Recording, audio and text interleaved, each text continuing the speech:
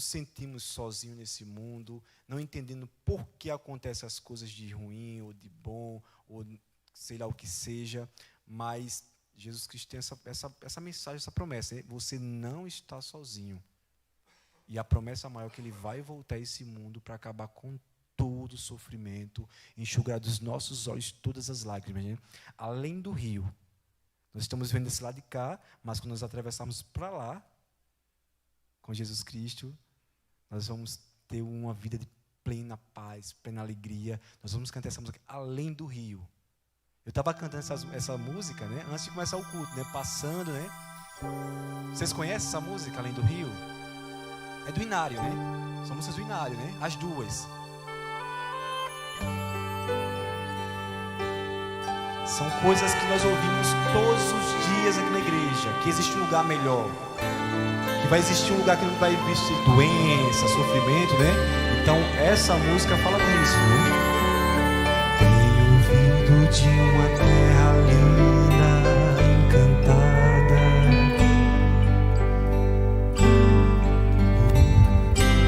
cidade é total, diz não tão distantes, meus ouvidos já escutam sons divinais. Tão cansado estou da vida aqui deste lado, que meus braços já não podem remar. Calejados e feridos por tantos dias, querem bálsamo daquele porto encontrar.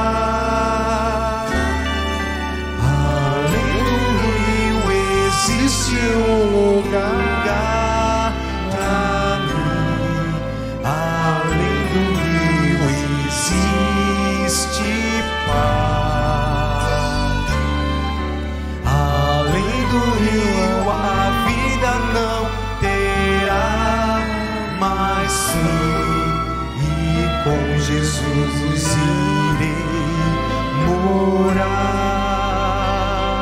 Já pensou morar com Jesus? Que dia, né?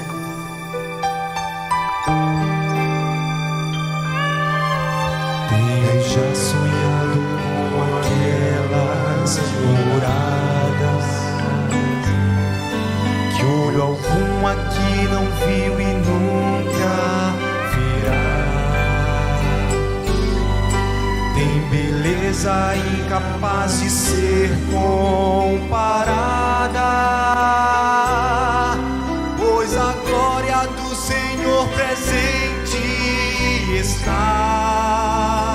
Muito mais bonito que o sol do poente, ou a gota d'água em prisma como cristal.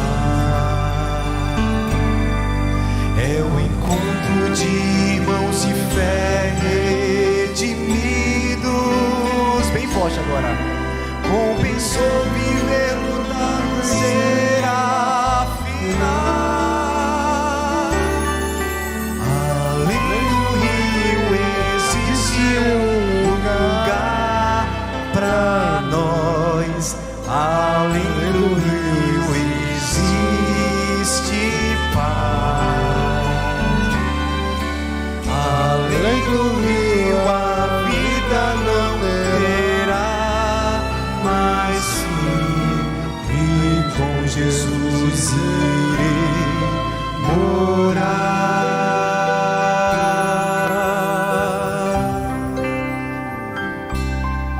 E com Jesus irei morar.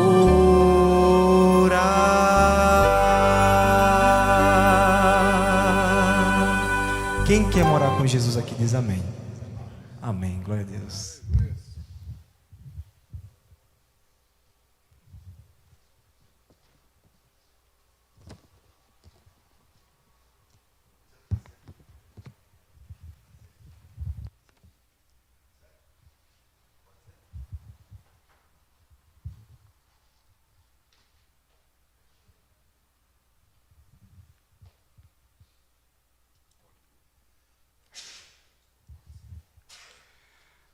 Boa noite. Agradecidos a Deus, primeiramente, por terem vindo presencialmente à nossa igreja. E muito melhor ainda para a gente se alimentar do Espírito Santo.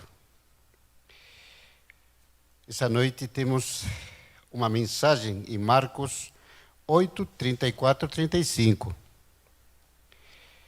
E chamando assim a multidão com os seus discípulos, e disse-lhes: se alguém quiser vir após mim, negue-se a si mesmo, e tome sua cruz, e siga-me, porque qualquer que quiser salvar a sua vida, perde-la. Mas qualquer que perder a sua vida, por amor de mim e do Evangelho, esse a salvará. Deus é misericordioso com essas palavras aqui. E tem mais. Tomar a sua cruz significa morrer para si mesmo. Querer a vontade de Deus acima da sua própria vontade. Carregar sua cruz afetará cada área da sua vida. Mas não tenha medo, porque Deus está contigo. O resultado será viver como a vida foi feita para ser vivida na perfeita vontade de Deus. Que nós, essa noite, possamos ser uma fonte de encorajamento e edificar as atitudes, que possamos ser um exemplo da bondade, do amor, e trazer alegria e esperança para aqueles que nos cercam. Que nós possamos ser um farol de luz para aqueles que estão à nossa volta. Que maravilhosa mensagem do Espírito Santo essa noite, meus irmãos.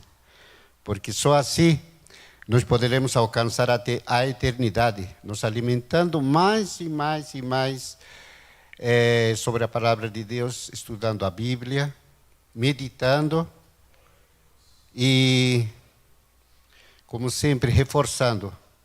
Venham. A igreja está aberta de quartas e sábados para a gente assistir presencialmente, mas quem tem certa dificuldade para vir, mas pode nos assistir também pelo YouTube. Mas venham, que é muito melhor se alimentar presencialmente que do outro lado da telinha. Vamos orar, meus irmãos. Pai Celestial, nessa noite te agradecemos demais por estarmos conosco, por acompanhar-nos, por dar uma luz, Pai Celestial, procurando, buscando sempre a tua misericórdia, que o Senhor possa estar com cada um de nós e cada um também que está nos assistindo. Que o Senhor possa ser conosco cada dia mais, para que nós estejamos lá na eternidade juntos, para sempre. Nós te pedimos, em nome de teu Filho amado,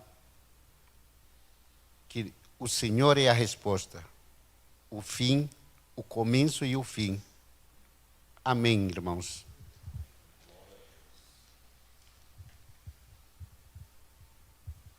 Vamos continuar orando? Vamos falar com Deus? Esse é o nosso convite de oração. Se você conhecer, pode fechar os olhos e entregar as suas necessidades ao nosso Deus. Na oração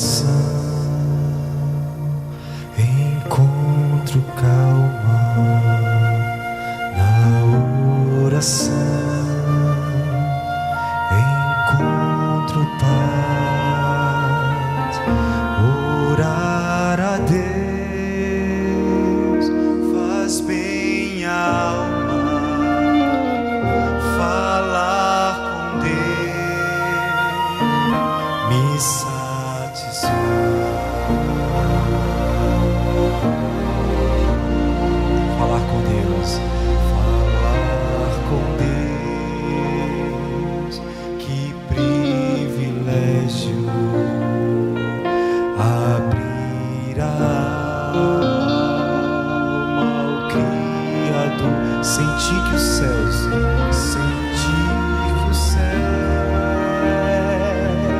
estão abertos e ouvir a voz,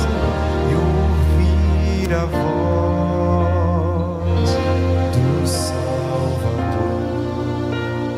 Grande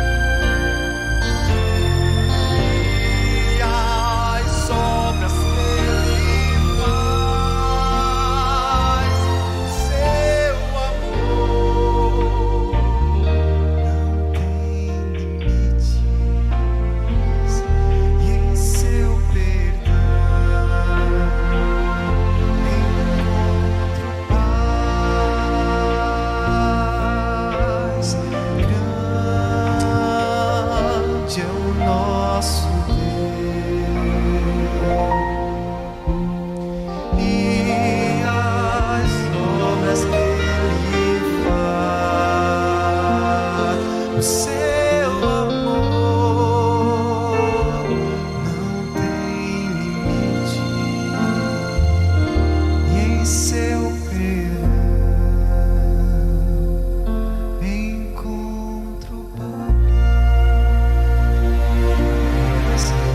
Obrigado.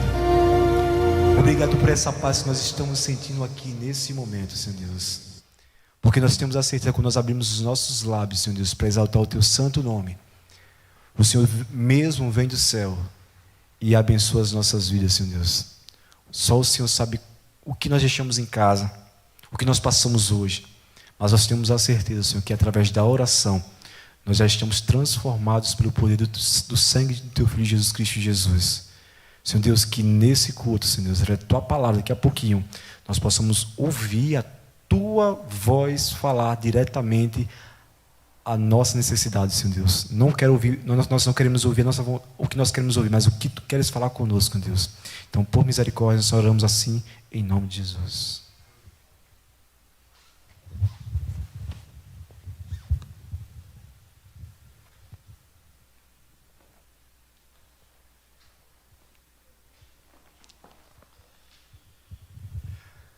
Bom estarmos juntos mais uma vez. Que bom que você está aqui, que bom que você está em casa nos vendo. O texto que vamos estudar nessa noite se encontra no livro de Mateus, capítulo 15, a partir do versículo 21.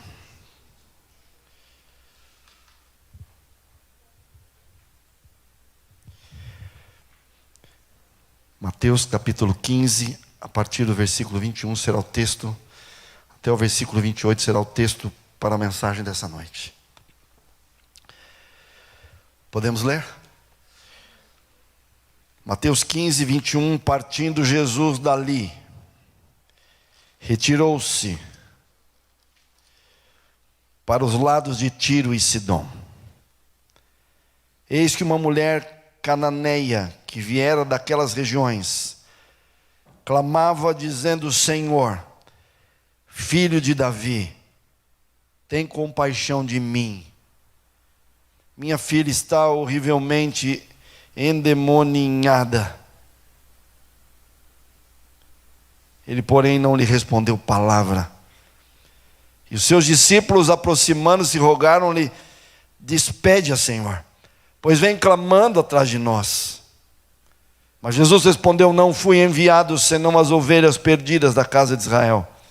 Ela, porém, veio e o adorou, dizendo: Senhor, socorre-me. Então ele, respondendo, disse: não é bom tomar o pão dos filhos e lançá-lo aos cachorrinhos. Ela, contudo, replicou: sim, Senhor, porém os cachorrinhos comem das migalhas que caem da mesa dos seus donos. Então lhe disse Jesus: ó mulher, grande é a tua fé, faça-se contigo como queres. E desde aquele momento, sua filha ficou sã. Vamos parar por aqui. Jesus estava num processo de finalização do seu ministério. Uma das razões pelas quais Jesus veio a esse mundo era ensinar para algumas pessoas, que chamaram as de discípulos. Discípulo significa estudante, aluno, apóstolo enviado. Jesus queria ensinar para os discípulos, e que se tornariam apóstolos, seriam enviados depois, que o evangelho não deveria se limitar à nação de Israel. Que eles deveriam entender que o evangelho deveria ser levado para o mundo inteiro, e todos deveriam ter a oportunidade de conhecer a palavra de Deus, receber aquilo que Deus tem para nos ensinar e para usar os ensinamentos para nos fazer seres humanos melhores. Mas Jesus então toma a decisão de ir para uma terra fora de Israel, Tiro e Sidom. Se você tiver curiosidade, depois olhe os mapas que existem em geral atrás das Bíblias. Você vai entender que são territórios próximos de Israel, mas eram fora. Jesus precisava ensinar para os discípulos algo que já estava arraigado, já estava dentro da mente deles, já estava culturalmente influenciando a cada um deles. E qual era a influência? Eles entendiam que cada ser humano que não fosse de Israel, eles consideravam e chamavam essas pessoas de gentios, mas também consideravam como se fossem pessoas sem esperança, e até como cachorrinhos. Jesus precisaria tirar isso deles e mostrar para eles que existiam pessoas que confiavam em Deus e que não eram de Israel, para que ele pudesse ajudá-las. E então ele vai para Tiro e Sidom. E Mateus, ele destaca que era uma mulher cananeia. Uma mulher cananeia era exatamente alguém que não era de Israel, e que teoricamente não seria possível então que ela aceitasse. Mas essa mulher vem dessa região e começa a chamar a Jesus de filho de Davi. Por que ela chama Jesus de filho de Davi? Porque as Escrituras, de alguma forma, ela deveria ter acesso às Escrituras, e teve acesso, porque as Escrituras profetizaram que Jesus viria da descendência de Davi. E ela, ao chamá-lo de filho de Davi, ela estava exatamente expressando a sua fé, aceitando que Jesus era o Messias. Parece fácil muitas vezes para nós que somos cristãos dizermos que aceitamos a Jesus. Eu tenho um amigo que trabalha em regiões ali no Oriente Médio, nos países muçulmanos. E eu digo: você, quando estuda a Bíblia com eles, você dá todos os estudos bíblicos? Ele disse sim, mas quando eles aceitam a Jesus já é algo extraordinário. Para nós parece tão natural aceitar a Jesus como Messias, como Salvador, como Senhor, Mas não é assim, tão simples. A nossa cultura religiosa do país, você é bombardeado por religiões de todos os lados falando de Jesus. Mas, obviamente, se você vai num país muçulmano, a sua visão religiosa, e não estou criticando, cada um tem a sua visão, é um direcionamento obviamente diferente. E essa mulher expressa a fé que acreditava em Jesus como Messias. E ao acreditar em Jesus como Messias, ela vem na direção dele. E diz: Senhor, filho de Davi, tem compaixão de mim. A minha filha está sendo dominada por anjos maus. Minha filha está endemoniada. Demônios. O que ela estava dizendo? Que a sua filha estava sendo mentalmente dominada pelo mal. Eu tive muitas experiências ao ver pessoas assim. É horrível ver seres humanos criados à imagem de Deus, criados para terem vida em abundância, serem dominados mentalmente por se permitirem, serem dominados pelo mal e serem usados por ele como se fossem nada. Ela vem e diz para Jesus: me ajuda, filho de Davi. Mas Jesus não responde nada. Deixa eu antecipar aqui. Jesus vai ter uma postura que não é que ele era assim. Ele sabia que os discípulos ainda eram assim, que os israelitas eram assim. E ele vai agir como eles agiriam para mostrar quem é essa mulher no final de tudo. E ensiná-los que tipo de fé essa mulher tinha. Então, no primeiro momento, ela o chama de filho de Davi, ela pede ajuda, ela pede que seja apoiada por Jesus, fala da filha e Jesus não responde nada. E quando Jesus não responde nada, os discípulos pensam que Jesus pensa como eles. Eles dizem: Jesus, então, deixa que a gente manda essa mulher embora, ela está atrás da gente, está falando. Mas a mulher, ela vem, e Jesus diz assim: eu não fui enviado senão para as tribos de Israel. Mais uma vez Jesus está dizendo: só Israel vem cuidar. Ele não pensava assim, mas os israelitas pensavam. Então Jesus começou a usar os argumentos que eles usavam. E ela diz assim, mas a mulher mesmo recebendo, primeiro, o silêncio de Jesus, ele diz que veio somente para cuidar dos israelitas. Ela ouve algo que poderia pará-la, paralisá-la, desanimá-la, fazê-la desistir. Mas o que ela faz? O versículo 25 diz que ela o adorou. Ela se prostra, ela o adora. E ela diz: Senhor, me socorre. Era algo extraordinário ver uma mulher que estava recebendo silêncio, estava recebendo que Jesus não veio para ajudar pessoas fora de Israel, mas ela tinha a sua confiança, a sua fé estabelecida, e ela vai e diz para Jesus socorrê-la. E Jesus então lança a terceira resposta que humanamente deveria fazer com que ela existisse. Ele disse: não é bom tomar o pão dos filhos e dar para os cachorrinhos. Não é bom eu tirar de Israel, que eu tenho que dizer, e dar para outras pessoas. E ela responde: Senhor, até os cachorrinhos comem das migalhas que caem da mesa dos seus senhores, dos seus donos. E Jesus termina dizendo: mulher, grande a tua fé. E Jesus realiza um milagre para curar a filha. Na mesma hora a filha fica sã. Marcos comenta o mesmo episódio que Mateus. Ele diz: quando ela chega em casa, a filha já estava curada. Queria tirar algumas lições e direcionar essa mensagem para um caminho específico nessa noite. Por que essa mulher chegou a esse nível de confiança em Jesus, que por mais que Jesus tivesse tido essa postura que teve, ela continuou com o seu propósito. ela não desistiu, ela não parou. Queridos, se coloque no lugar dessa mulher. Se você pergunta para um amigo seu, você pode me ajudar? Ele não responde nada. Você fala de novo, por favor, me ajuda. Ele diz, eu vim aqui para ajudar esse grupo, você não. E ela continua e fala para você, mas me socorre.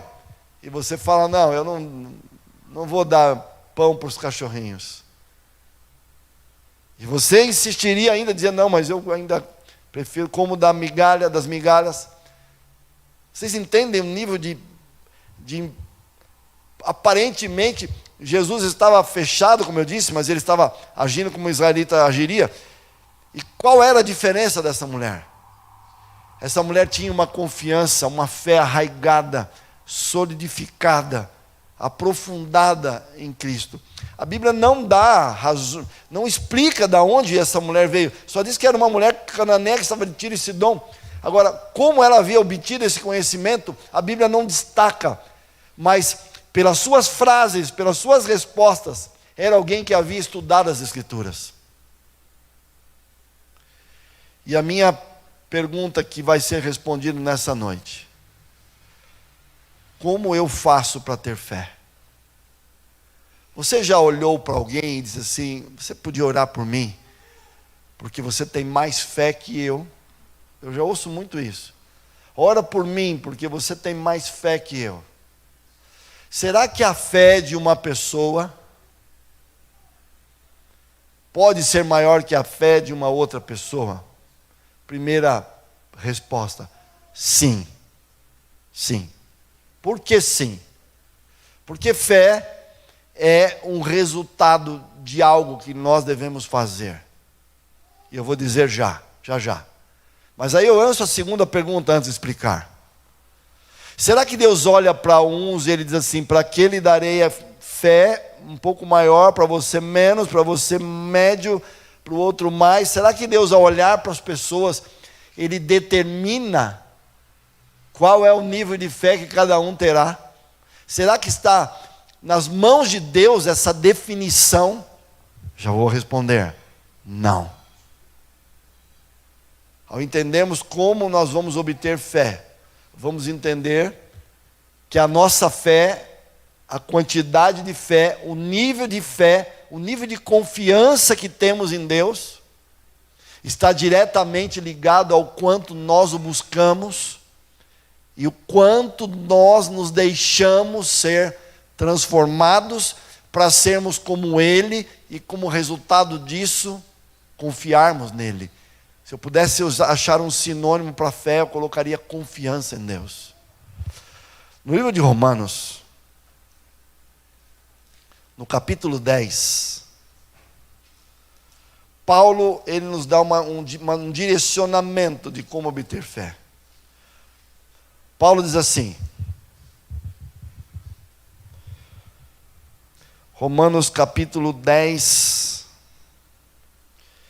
mas nem todos obedeceram o Evangelho. Capítulo 10, versículo 16. Pois Isaías diz, Senhor, quem acreditou na nossa pregação? E assim a fé vem pela pregação, e a pregação pela palavra de Cristo. A fé vem pelo ouvir a palavra de Deus. Por que a fé vem ao ouvirmos a palavra de Deus? Qualquer um de nós que está aqui nessa noite, não importa o seu nível econômico, acadêmico, não importa. Todos temos um cérebro. Todos pensamos.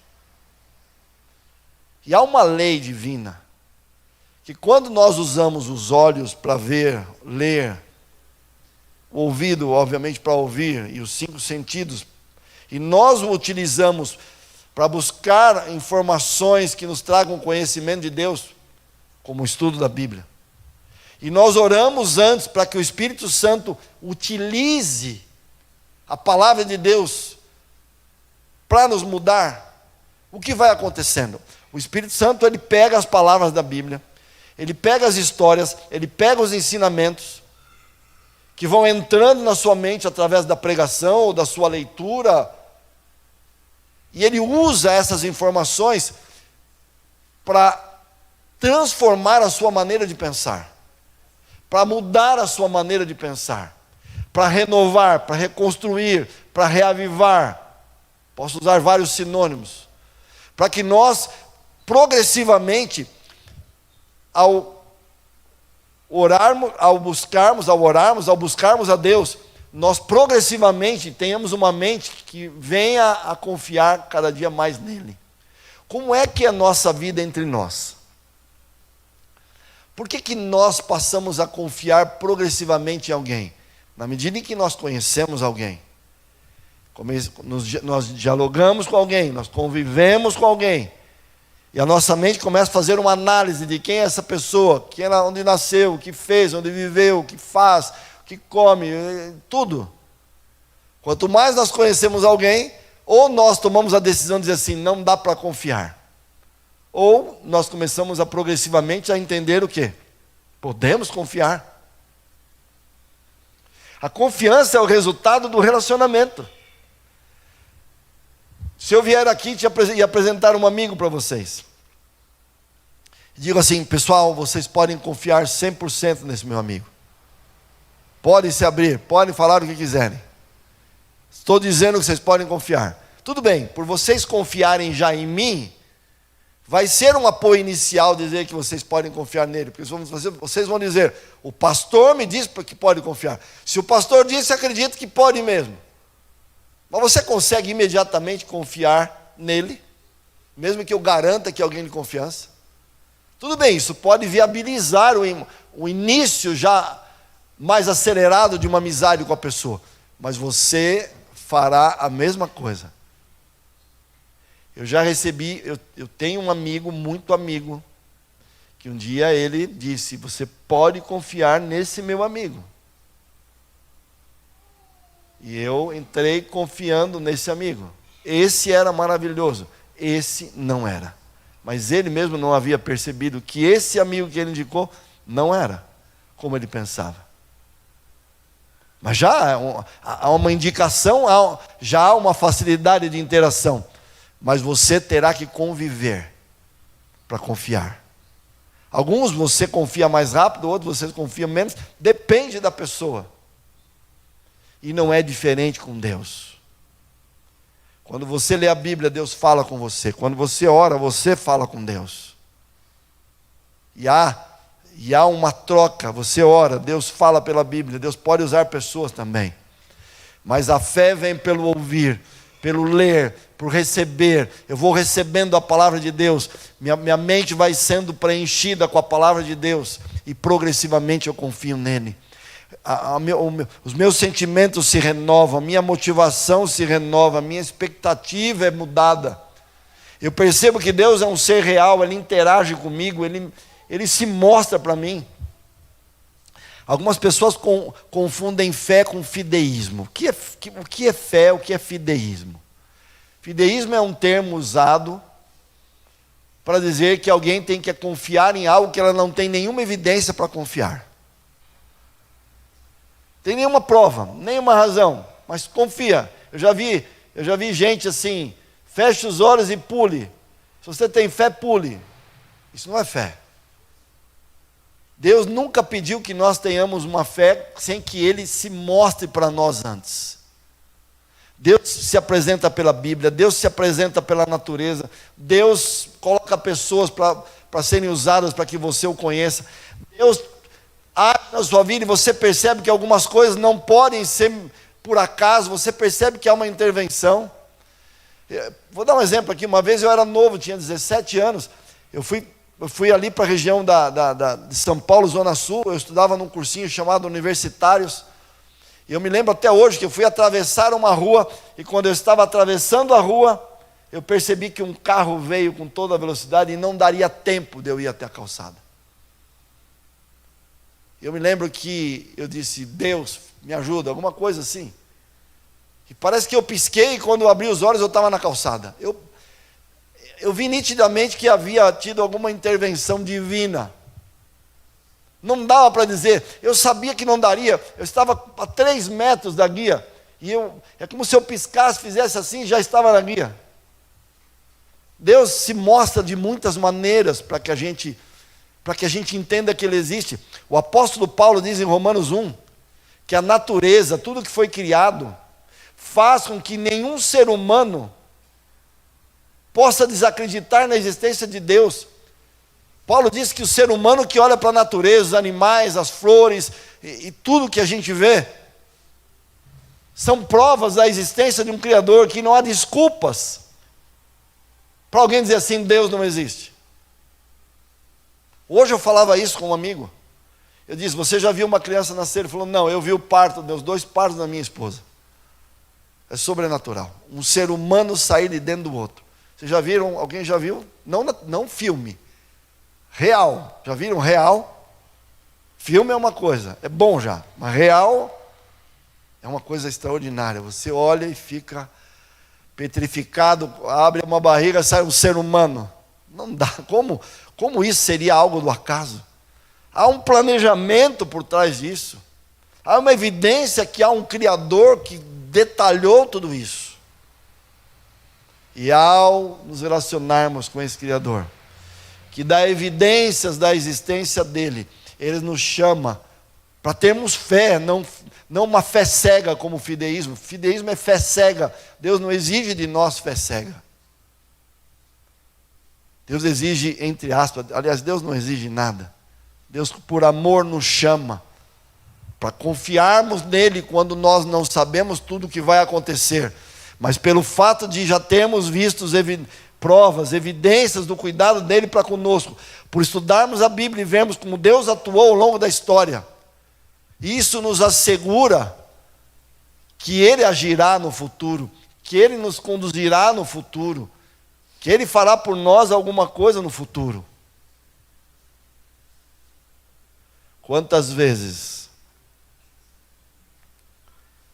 quando a gente não sabe para onde ir, não sabe o que fazer, olhamos para algumas situações e pensamos, não tenho o que fazer. E Deus abre um caminho. E Deus mostra algo. Eu recebo muitas ligações. Eu atendo muitas pessoas por telefone, por WhatsApp. Antigamente os pastores iam nas casas. Eu ainda vou nas casas que me chamam, mas eu atendo muito por telefone porque as pessoas têm emergência. Não dá para esperar 2 dias. E quantas vezes recebo ligações de pessoas que começam a ligação dizendo que eu sou a última pessoa que elas estão ligando antes de tirarem a própria vida. O Senhor é a última pessoa, eu vi muitas frases assim, antes de eu tirar a minha vida. O Senhor tem alguma coisa para me dizer? E todas as vezes eu penso assim, não tenho nada para dizer. Humanamente você vai dizer o quê? Mas aí, mas você diz assim, você tem que falar de Deus. Eu sei disso, não é isso que eu estou dizendo. Mas o que você fala para alguém que está a um passo de tirar a vida? Que ela não tem problema, que está tudo bem. Uma pessoa que normalmente é cristã, e sempre eu falo assim, Deus me ajuda a dizer algo. Eu não sei o que o Senhor vai fazer, mas eu sei que o Senhor pode fazer. Porque todas as vezes que alguém me liga, e eu peço para o Senhor colocar as palavras na minha boca, o Senhor coloca. E pela graça de Deus, pela honra e glória de Deus, nunca alguém me ligou que eu não tenha falado algo que a pessoa tenha voltado atrás. E quando começa a ligação, eu não sei o que eu vou dizer. Às vezes me contam problemas terríveis, que parece que não tem jeito. Outro dia, uma pessoa me ligou e parecia que não tinha jeito. Pedi se eu podia ligar, não podia, tinha que ser gravado. Tentei dizer algumas coisas, mas a dor era muito grande. Uma pessoa querida, de Deus, uma família querida, pessoa especial, inteligente. Mas teve um momento de angústia terrível. Uma dor de alma, uma dor emocional terrível. Queria tirar a própria vida porque não estava suportando o mal-estar. Eu não podia ligar. Era tarde. E falei muitas coisas, e ela dizia, não estou aguentando, não estou aguentando, não estou aguentando. E eu falava, não estou aguentando. E chegou uma hora que eu gravava a mensagem assim, Jesus, por favor, ajuda ela. E gravava de novo, Jesus, por favor, faz alguma coisa. Eu não sabia o que Jesus iria fazer, mas eu sabia que Ele iria fazer. Entende? Essa mulher, não importava o que Jesus fizesse, ela sabia que Ele podia fazer. Ela sabia que em algum momento Ele ia fazer. Essa mulher, de repente, sumiu, e eu fiquei em paz. No dia seguinte, ela me disse, de uma forma sobrenatural, eu desmaiei ontem. E hoje estou bem. E está firme com Deus, como sempre esteve novamente. A mulher de Cananeia disse, Senhor, me ajuda. Senhor, me socorre. Filho de Davi, me ajuda. Minha filha está endemoniada. Senhor, eu como das migalhas, mas eu não desisto. Me ajuda. A fé dessa mulher solidificada na palavra de Deus fez com que as circunstâncias da vida não a fizessem desistir. Aqui está algo que todos nós, e eu me incluo, todos temos que amadurecer, cada um tem a sua esfera de fé aqui. Mas continuar confiando quando as circunstâncias não são favoráveis, não é algo simples.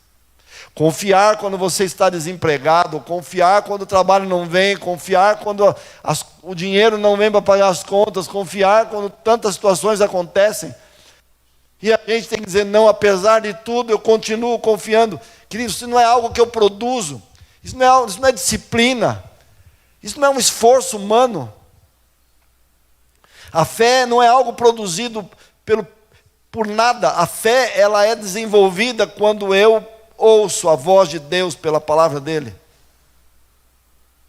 Então, se hoje alguém tem mais fé que o outro, isso não significa que todos não possam chegar no mesmo nível de fé. Ah, o senhor é pastor, o senhor tem mais fé que a gente. Primeiro, eu não sei se tenho, mas se tenho, são 40 anos estudando a Bíblia. 40 anos.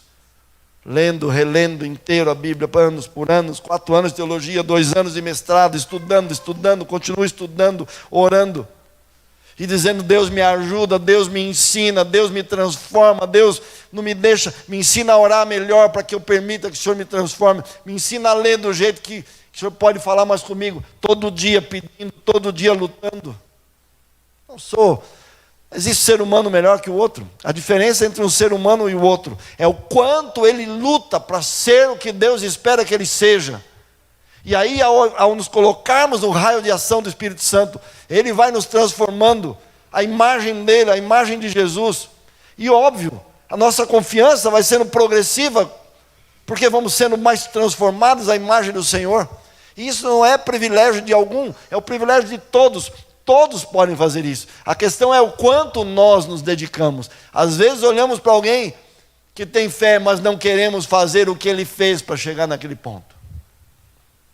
Eu quero algo que eu não precise ter. É como querer estar em forma física sem fazer exercício. Ah, eu quero ficar em forma, mas eu não quero treinar. Ok. Mas não tem como. O rapaz me ligou dizendo assim, perdi a namorada, perdi emprego, não sei o que eu faço na vida, estou com vontade de morrer, me ajuda. Eu disse, ajudo. Aí ele me disse, mas não me fale de Bíblia, não me fale de Deus, não me fale de oração e de religião. Eu digo, amigo, você ligou para um pastor? Eu posso te ajudar sem falar de Deus, sem falar de Bíblia, mas sabe o que vai acontecer? Não vai durar. Eu posso aconselhar alguém sem usar a Bíblia? Uso outros recursos, mas não vai durar. Porque Deus só tem as soluções e as respostas que duram. Como é que você está nessa noite? Como é que está seu coração? Eu vou dizer para vocês mais uma vez, eu não sou um pastor que faço tipo. Não é fácil para mim, muitas vezes. Vocês já acham que é automaticamente? Não é. Mas uma coisa eu tenho aprendido na vida: que quando estiver difícil, eu tenho que ficar falando com Ele. Eu tenho que continuar pedindo para Ele. Eu tenho que continuar, se precisar, chorando com Ele.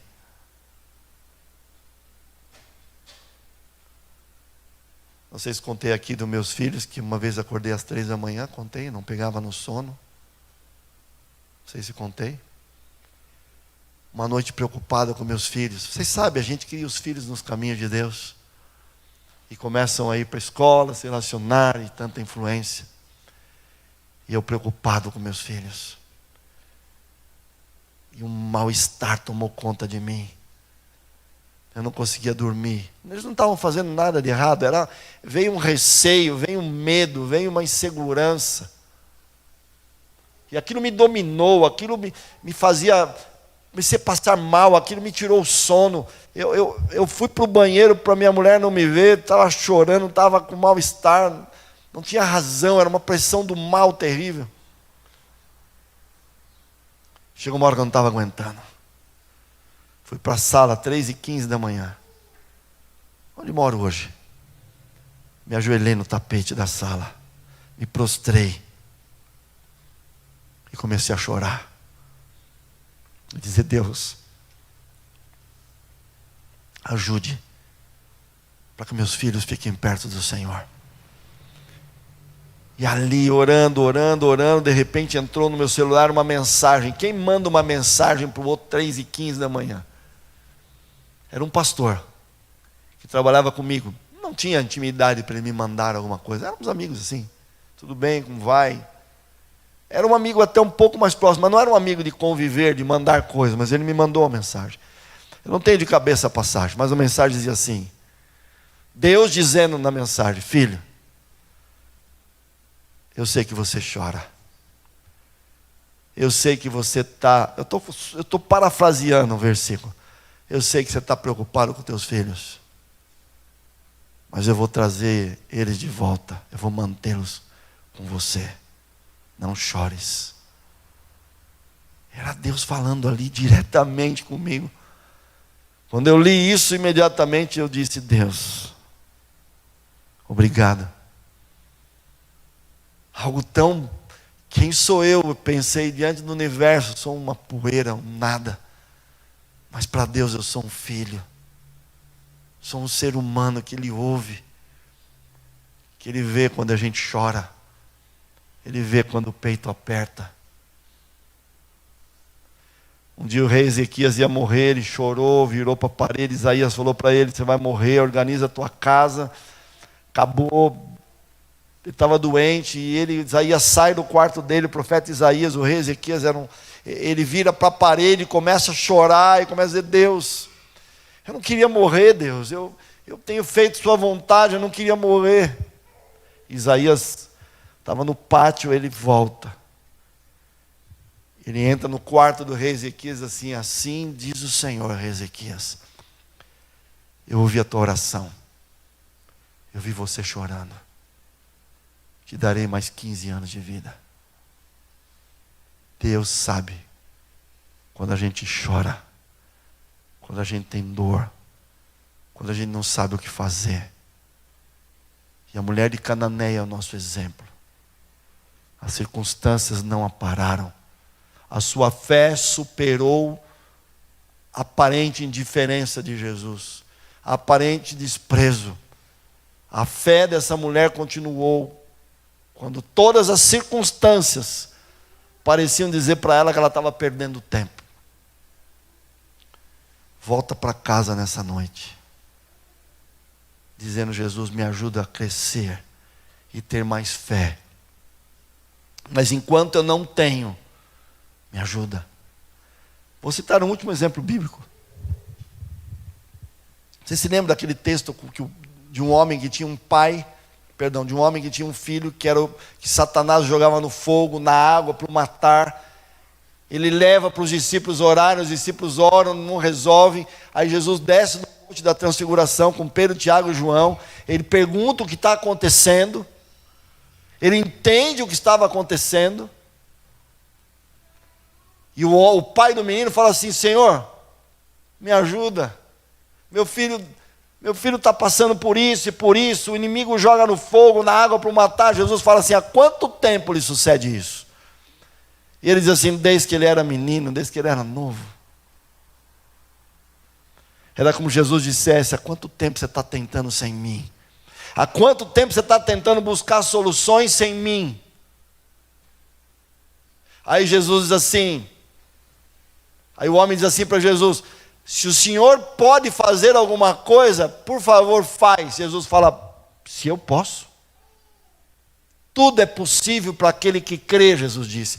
Tudo é possível para aquele que tem fé. Jesus diz isso. E qual a resposta do homem? Senhor, eu creio, mas me ajuda na minha falta de fé. Eu creio um pouco, mas eu acho que eu não creio quanto eu deveria. Eu acho que eu precisaria crer mais. Ele havia sido decepcionado pela vida, não acreditava mais em nada. E agora Jesus pergunta: você crê?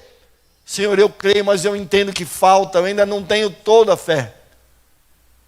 E essa postura humilde propiciou que Jesus curasse esse menino, entregasse de volta para aquele pai. Você e eu podemos dizer: Senhor, talvez não tenha toda a fé, me ajuda a obter mais fé. Mas enquanto ela não vem, Senhor, completa. Mas eu não quero continuar vivendo, tentando do meu jeito. Eu não sei como o Senhor vai fazer, Jesus. Eu não sei o que o Senhor vai fazer. Mas eu sei que o Senhor vai fazer.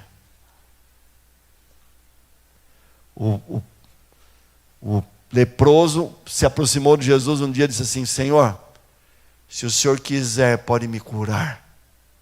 O leproso não perguntou: se o Senhor tem capacidade de me curar, me cura. Ele não duvidou que Jesus podia tirar a lepra dele. Jesus só perguntou: se o Senhor quiser. E Jesus diz assim: eu quero ser limpo.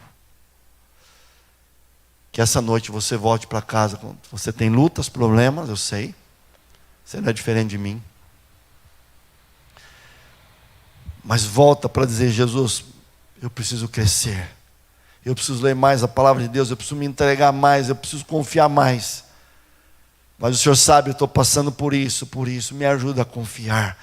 Me ajuda a ter fé. Me ajuda a me entregar. Me ajuda a parar de depender só de mim, das minhas capacidades. Mas, por favor, me faz olhar para essas situações tendo a certeza de que o Senhor está comigo.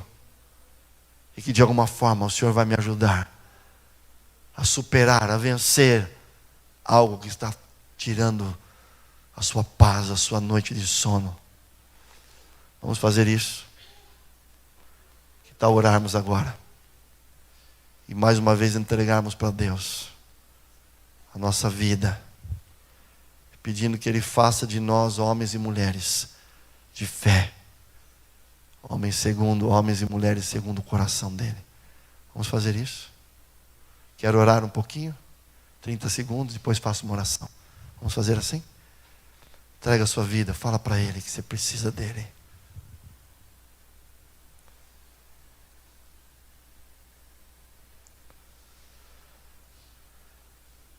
Senhor nosso Deus, eu preciso do Senhor, Pai. Cada pessoa aqui precisa também. Aqueles que estão em casa ou que verão esse vídeo precisam também. Por favor, Senhor, aumenta-nos a nossa fé. E eu sei que ela será aumentada na medida em que ouvirmos a Tua voz, especialmente através da Tua palavra. Faz isso na nossa vida, Senhor. Mas enquanto estamos crescendo, por favor, completa aquilo que falta, para que possamos viver a vida não confiando em nós, ou em coisas, ou até em pessoas, mas que confiemos no Senhor.